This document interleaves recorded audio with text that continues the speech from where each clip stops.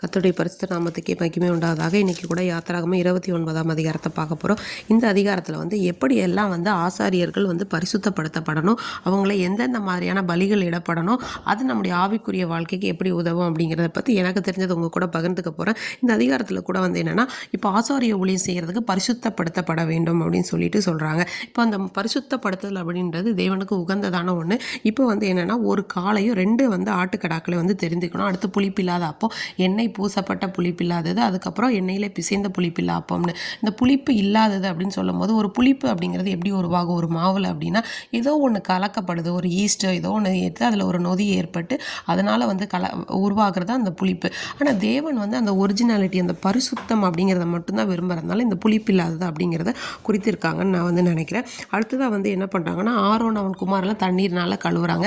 நம்மளும் நம்முடைய வாழ்க்கை தண்ணீர் அப்படிங்கிறது ஞானஸ்தானத்துக்கு ஒப்பாக காட்டப்படுகிறது. நம்ம ஏசப்பாவை அவருடைய கிட்டி சேரணும்னா நம்ம முதல்ல அந்த ஆசிரிப்பு கூடாரத்து வாசலை எப்படி அவங்க சுத்திகரிக்கப்படுது போல் நம்மளும் ஞானஸ்தான சத்தியத்துக்கு ஒப்பு கொடுக்கும்போது தேவனாகிய கர்த்தர் அந்த பிரத்யேகமான வஸ்திரத்தை அணிகிறது போல் பரிசுத்தாவின் நம்மோடு கூட இருந்து அபிஷேக தைலத்தை நம்ம ஒவ்வொரு நாளும் அபிஷேகத்தின் வல்லமையினால் என்ன பண்ணுவார், நடத்துவார். அதுக்கப்புறம் பார்த்தீங்கன்னா, அந்த காளையின் மேலே அவனுடைய குமாரரும் கைகளை வைக்கிறாங்க. இந்த காளையின் மேலே கைகளை வைக்கிறது அப்படிங்கிறது அவங்களுடைய பாவங்கள் அந்த காளையின் மேலே. இப்போ காளை ஒரு பாவம் இல்லாத மிருகமாக இருக்குது. இவங்க அவங்க கைகள் வைக்கும்போது அவனுடைய பாவங்கள் அதன் மேலே இறக்கப்பட்டு என்ன பண்ணுதுன்னா, அது பலியாக கொடுக்கும்போது அந்த பலி என்ன ஆகுதுன்னா தேவனுடைய பலிபீடத்தில் அது தகனிக்கப்படுகிறது.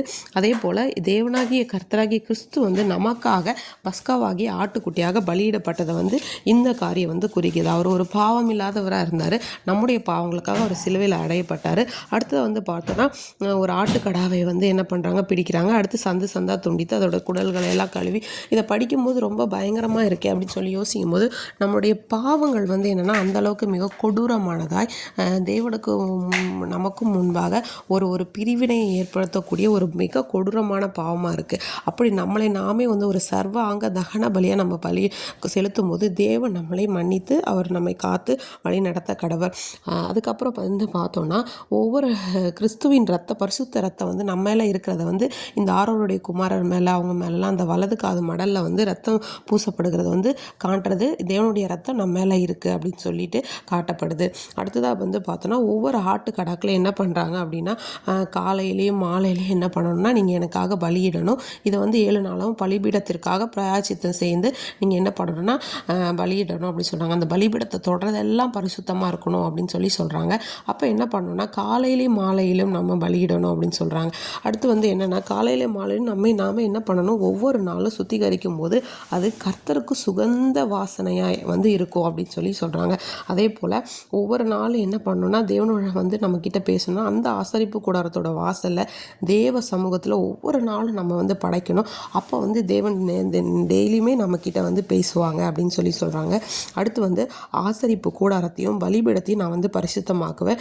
எனக்கு ஒரு ஆசாரிய ஊழியம் செய்யும்படிக்கு ஆரோன், தேவனுக்காக நம்ம யாரெல்லாம் ஊழியம் செய்கிறோமோ நம்மை நாமே பரிசுத்தப்படுத்தும், தேவனும் நம்மை பரிசுத்தப்படுத்துவார் அப்படிங்கிறத இதை குறிக்குது. அது மட்டும் இல்லாமல் இஸ்ரவேல் புத்திரரோட நடுவில் நான் வாசம் பண்ணி அவங்க தேவனாக இருப்பேன்னு சொல்கிறாங்க.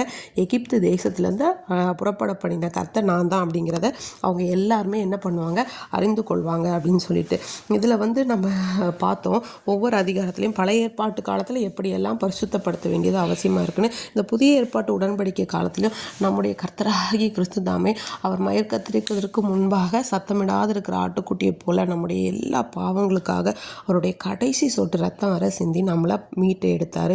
இன்றைக்கி நாட்களில் கூட நம்ம பலவிதமான பாவங்களை செய்கிறோம். ஆனால் ஏசப்பா இன்றைக்கி விரும்புகிறாங்க, நம்மளுடைய பாவ நிவாரண பலியாக ஒப்பு கொடுக்கப்பட்ட அவரை நம்ம நினைத்து ஒவ்வொரு நாளும் நம்ம சர்வ அங்க தகன பலிகளாக அவருக்கு முன்பாக ஒப்பு கொடுக்கும்போது காலையில் மாலையில் நம்ம அவரோடு கர்த்தர் நம்மை முழுவதும் பரிசுத்தப்படுத்தி அவருக்கு பிரியமான ஒரு பாத்திரமாய், அவருக்கு உகந்த பாத்திரமாய் மாற்றி நம்மோடு கூட வருத்து வழி நடத்தி நம்ம பாவ வாழ்க்கைக்கு போகாதபடி கூடவே கரம் பிடித்து வழி நடத்துவாராக. ஆமீன்.